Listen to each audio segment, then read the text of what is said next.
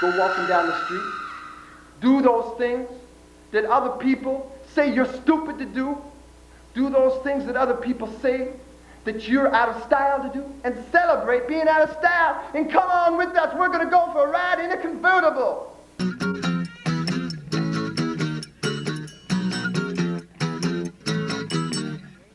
Mom said don't say shut up.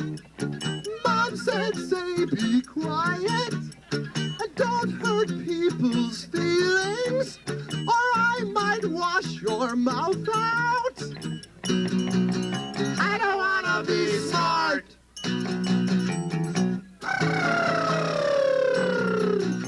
I wanna be dumb. Leave me alone.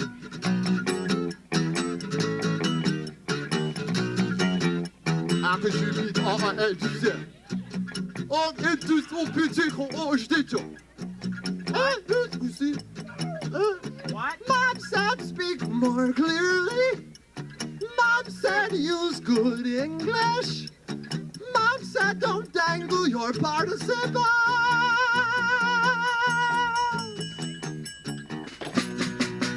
I don't wanna be smart.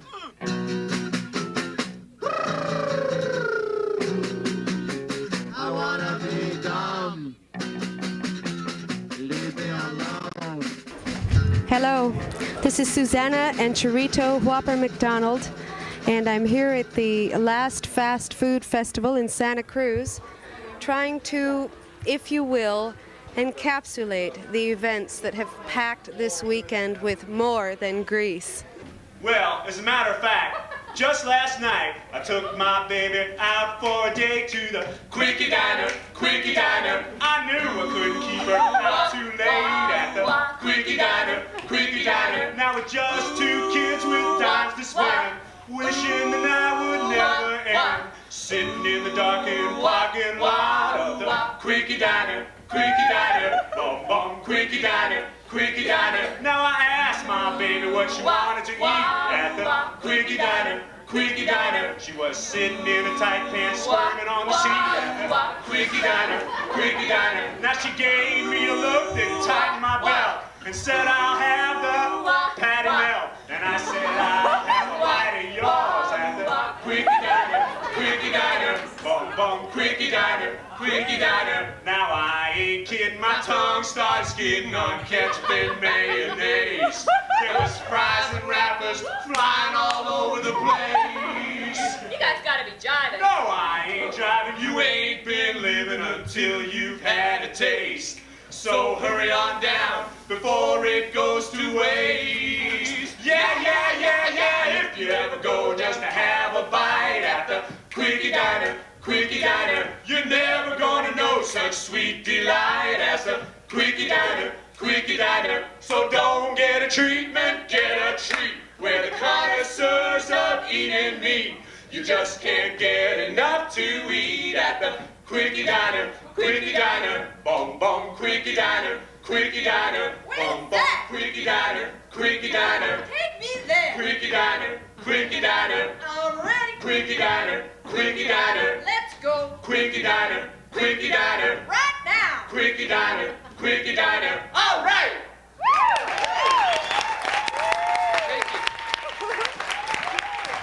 We spread the exoteric knowledge, the outside knowledge of our belief through tacos. And we put the spirulina in the tacos, and then people assimilate the esoteric knowledge through their subconscious. And our esoteric knowledge is basically that it all comes to you through this nutrition. I think crackle's a crispy sound. You gotta have crackle or the box not found. Belt buckle, geese, cackle, fish, tackle, round, treble. Crackle makes the world go round. Rat crapple? What?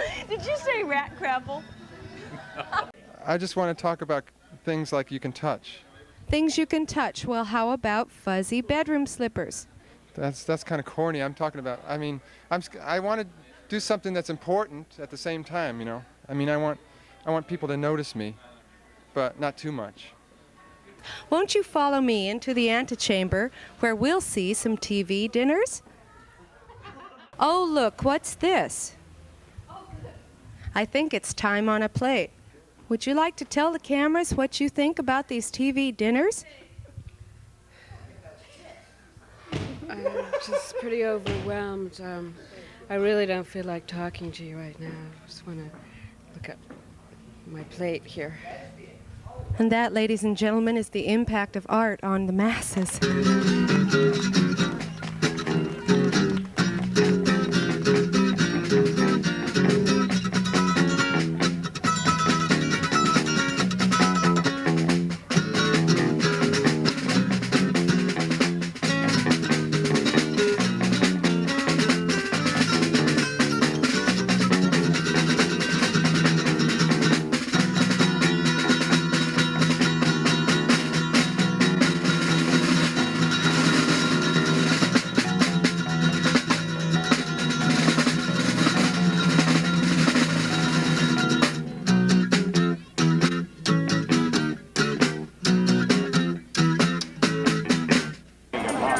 We have our program here, and of course I understand that program over there, and they have a right to do so.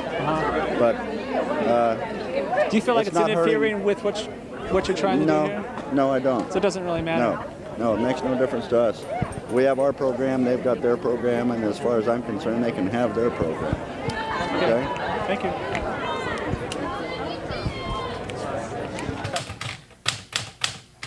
I can't think of a goddamn thing that went on. There's no things in the press that are any new. There's no new releases. There's no new records.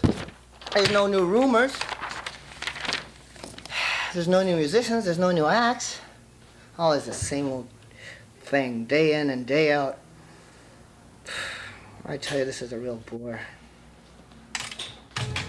So as this year begins, maybe many of you are thinking about, it will be a better year. I will strive towards this. I will attain that. I will become whatever you will become. And yet, these pictures are only from the camera of your light. They're only the images that this projection of energy bring alive. So begin from this center. Begin by feeling what it is inside to know your own love in a breath and in a movement and in an experience of living. You go through a lot of changes growing up in front of people and being on stage. You hear all the criticisms, and you learn a lot. And if you don't, then you don't really get anywhere. But if you sometimes take what people say, and use it, it helps. You feedback from people, you mean? Feedback, yeah. I mean, I like to, it doesn't bother me to hear constructive criticisms, because it helps you grow. It's especially significant that our action today has received enormous support from the Veterans of Foreign Wars post number 5888, the Bill Motto post in Santa Cruz. Our next speaker is the adjutant of the Bill Motto post of the VFW. Let's welcome Steve Brooks. Steve. Thank you, Jerry. Thank you, Jerry. As a Vietnam combat veteran, I experienced horrors that occurred in the most unjust ways. I have been moved to question the moral footing our society lives in. As an American, I ask all Americans, how do you feel about all this killing that is going on in your name? Do you feel personally responsible for these illegal acts against the sovereignty of other nations? What does it take to get U.S. Americans together for each other and together with the people of this planet? Thank you. Charley, you'll be next. And finally, there's one man who, for me, and I hope I speak for many of us here, has managed to symbolize more than anybody else the pain we feel, the stirrings of conscience, the willingness to put personal sacrifice into public view to make dramatic our feeling that not in our name will our country commit horror. And that man whom we're here to thank today is Charley Liteky. All of us are willing to risk our lives for this marvelous country of ours. And we're also, I think, willing to put our lives on the line for the poor people around the world, who we just happen to be, through our tax dollars, oppressing. So one of the points that we've tried to make in this fast and the opportunities that we've had to get the word out is we're not advocating any kind of ism. We're not against any kind of ism of itself. Whether it's capitalism, socialism, communism, Marxism, Leninism, that's not important. What we are against is oppression, as it comes from any one of these governments. We're just as much against the oppression that comes out of unfettered capitalism as we are against the oppression that comes out of communism or socialism or whatever. Whenever a given society fails to meet the needs of all of its people, that system is failing. And our system is failing here now. So what are we going to do about it? We have got to correct it just as we have to correct our own personal faults and failures. We don't have a perfect system. We're not perfect people. So by God, why can't, in all honesty, we face that fact and begin to reform ourselves and begin to reform this great nation of ours?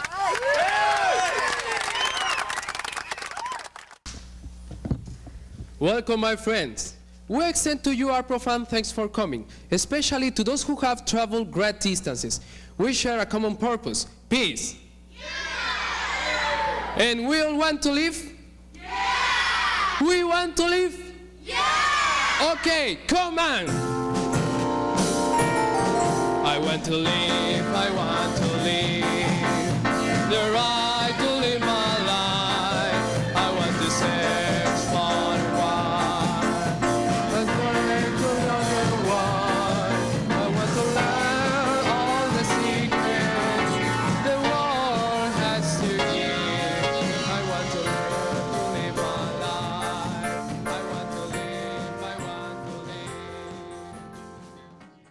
Look, I know that the U.S. has done a lot of bad things in Central America, but we also have done some good, haven't we? Yeah, we have.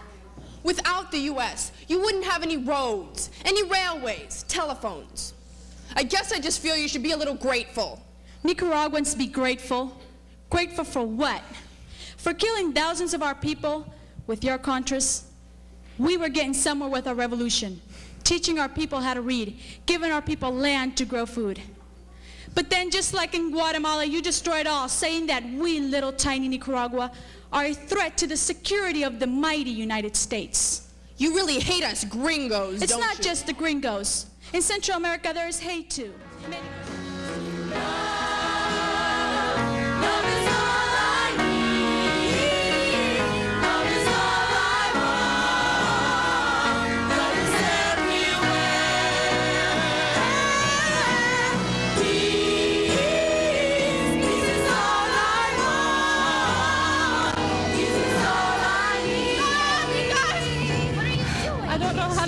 This. What? The U.S. Congress has just voted more aid for the Contras. Oh, no! We should be trying them for war crimes, and we're sending them our money and our support. Does this mean that the fighting and the killing will continue? Yes.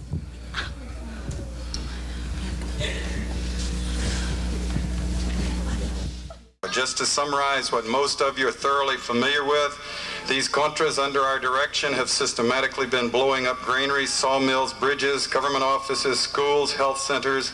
They mine roads, they ambush trucks, they raid farms and villages. We have all kinds of documentation of this, including the 100,000 American witnesses who've been down to see for themselves.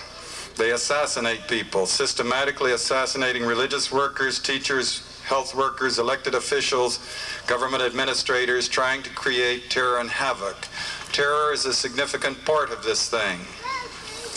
They go into villages, they haul people out, and they make members of the family watch while they mutilate and maim and gang rape other members of the family. These are the people that President Reagan supports, that he's battled for and succeeded in forcing the American people and the Congress to give him another $100 million so he can do it some more. These are the people that he calls, he says, I'm a Contra. He says they're the moral equivalent of his founding fathers. and the whole world gasped at this confession of his family traditions. This is nobody's propaganda, by the way. 4,000 people we've got documented now killed in Nicaragua by our Contras, mostly women and children. You know, it's the kind of argument of preemption. You're so fixated on trying to fight this foe that you become like the foe that you're fighting. I mean, the CIA is an inconceivable agency in any civilized nation that has any kind of moral foundation or ethical standards. So I think that's a great challenge, and I feel quite encouraged about it if we can just free ourselves from this crazy obsession. So I like to think that the destiny of the United States is to be a kind of holding company. We have taken in people from all over the world, and now from Southeast Asia and Hispanic, from Mexico, Latin America, and so on. And it's almost as though this was part of a divine plan to fill out the United States, the racial, ethnic types, or whatever we want to call it. Give me my body back. Give me my body. Ice cream, pizza, apple pie. This is why we have fat thighs. Popcorn, pretzels, potato chips. This is why we have fat hips. Pop-Tarts, Twinkies, and Cheerios. This is why we have big toes. Ladies, give me my body back. Give me my body. Find some other way to sell your Cadillacs. And give me my body back. My body back. Please give me my body back. Hear those angels solemnly singing, Gabriel blowing the funeral sound. All I want is my lavender coffin as they roll me into that holy ground. St. Peter, oh, I'm a-coming. St. Peter, yes, yes, I'm a-coming today. St. Peter, yeah, I'm a-coming. Open all the gates on the judgment day.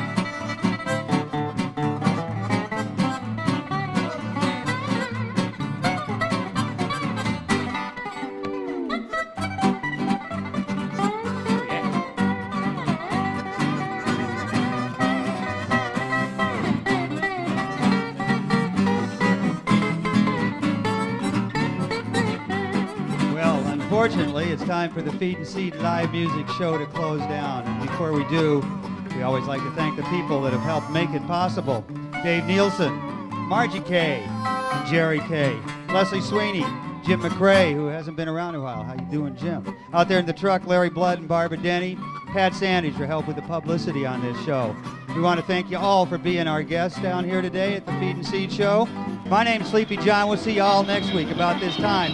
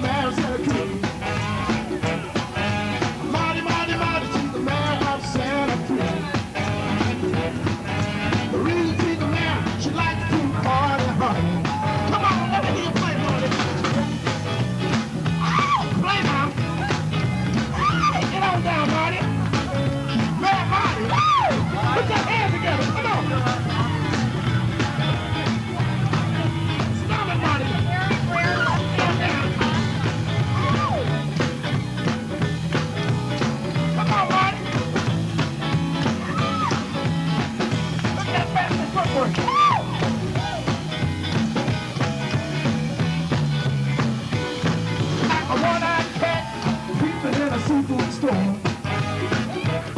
I'm like a one-eyed cat sleeping in a seafood store. I looked at you and told you ain't no child no more. I said shake, rattle and roll. Shake, rattle and roll. Shake, rattle and roll. Shake, rattle and roll. You won't do nothing, you shake your doggone soul.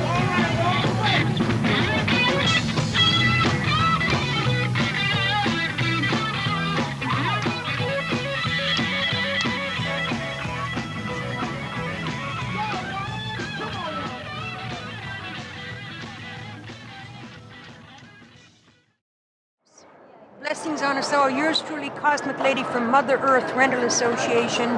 And wow, it's the 90s. We're having an evolution the hard way. Remember Shakespeare said all the world's a stage? All the galaxies are theaters and all the world is stages. This is a galaxy reform school, a training-prison planet, a lunatic asylum. And when Einstein warned us about evolving our thinking, and we're also in the emotional holocaust, which is symbolized by Cancer, Scorpio, Pisces, water, emotions, Taurus, Virgo, Capricorn. We're all disguised as Earth folks. We're about to get a new semester, and there's only one God, whatever we call it, even if we're atheists, agnostic, higher and or deeper power. So the best way to handle what's going on is to remake the bed of your mind, realizing that we are getting a second chance, global and or galactic glassnose, personal and or planetary perestroika. We're here at the Great Peace Rally in San Francisco. What is today? Today's January 26, 1991. We're bringing hemp information into the rally because we do have a direction to move in.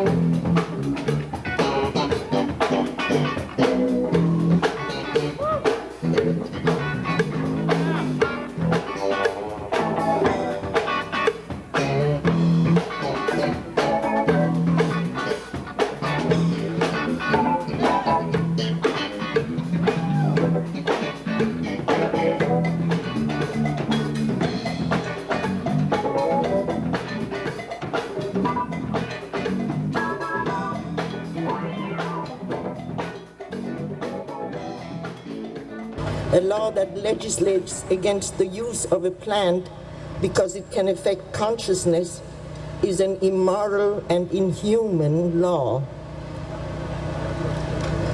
We have the right as jurors to not only judge guilt and innocence, but we have the right to judge the merits of the law.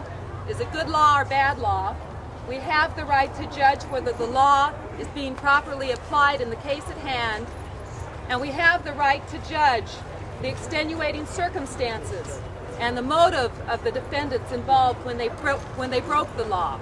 And last but not least, we have the right to vote our conscience without fear of punishment, no matter what the judge says, no matter what the lawyers say, and no matter what the jurors in the jury room say.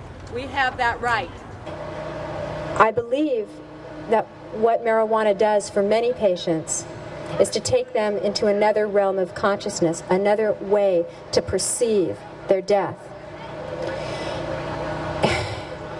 I don't think that it would be possible for me to turn my back on a patient who asked me to help them. Would you?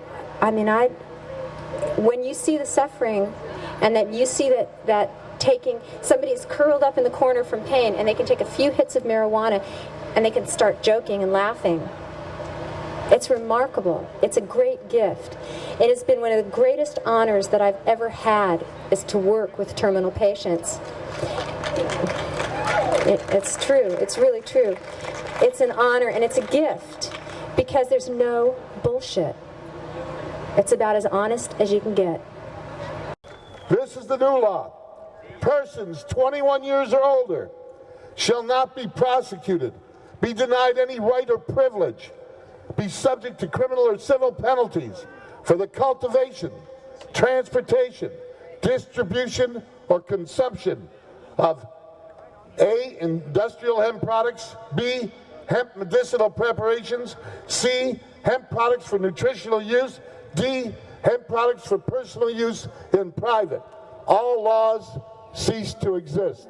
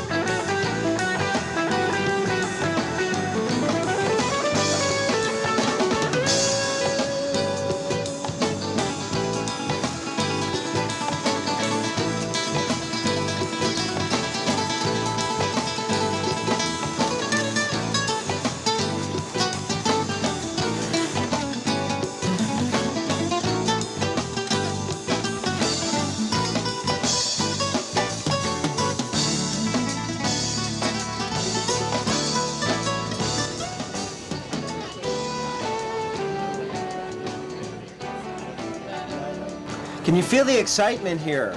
We're at the first annual Santa Cruz Industrial Hemp Expo. And what we have here is over 85 vendors representing 6 countries and more than 15 states.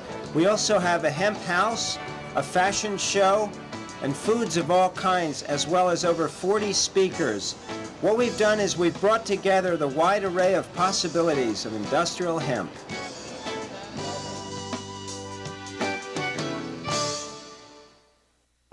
Well, I'm really enjoying walking around here and looking at all the wonderful creative products that have been created using hemp. It's just quite astonishing. And it's really encouraging because I see some real alternatives to the way in which we do things now that would be environmentally more sound and might help us move toward that sustainable future. The reason I'm most fascinated and impressed with hemp is that it's got such environmental importance in terms of reducing water and air pollution, in terms of building soil and preventing erosion, in terms of saving the forests by replacing as an alternative fiber for timber and so forth. And so the fact that all of these things can be benefits to be gained while producing a versatile and highly productive crop means that the people of California can create jobs, business opportunities, and restore industry to the state with a product that has been used for tens of thousands of years, that draws upon our creativity, that solves our environmental problems, and that benefits society. So I'd say hemp is here for good. And we're here to educate, as always, the great public on the 50,000 consumer items that can come from cannabis sativa, and just about everything in your house except glass and steel, including rubber and plastics. It can be spun with wool, with cotton. It can make all of our carpets. It can make our particle board. Everything is usable in this plant. Vietnam's new open-door policy allows thousands of Vietnamese entrepreneurs to go into business, stocking their shelves with imported goods along with the local products. In this new era of capitalism, no one, it seems, is more welcome than Americans.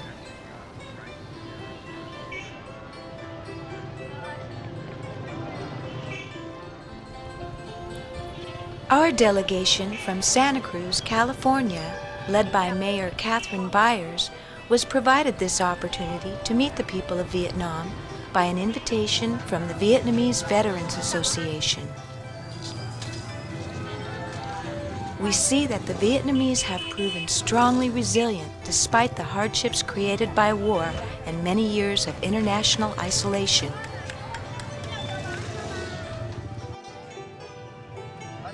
Throughout their 2,500-year history, the people of Vietnam have developed and maintained a strong sense of unity and perseverance. The stability of routine and family have traditionally been the strength of the people. During their daily exercise ritual at dawn, young and old gather around Hanoi's Wan Kiem Lake to welcome the new day.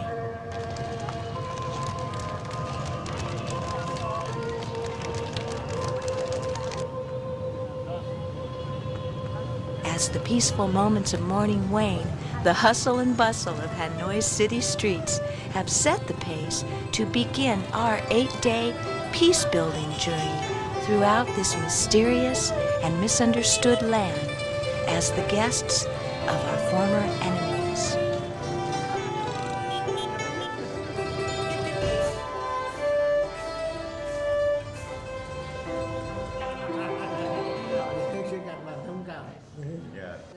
We invite you to come to Vietnam, but our government warmly welcome you. As a young man, I made a pledge that I would go to jail before I'd go to Vietnam. So it's a special treat for me to be here at your invitation and to be traveling with veterans.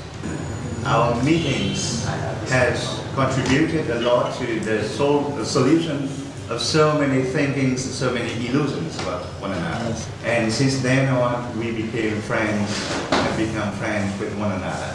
We met General Quang in 1994 in Santa Cruz when he attended the International Committee meeting for the Friendship Village. Supporting the project are representatives from France, England, Germany, Japan, and the United States. On behalf of millions of the Vietnam veterans and the peoples of Vietnam, xin cảm ơn tất cả các bạn thank all of you vì cái tình hữu nghị đó for your struggle for friendships and peace. Và chúng tôi luôn luôn để trong and lòng we chúng always tôi keeps in our heart cái sự biết ơn đó. The thanks Bây giờ cũng như sau này. At present and for ever.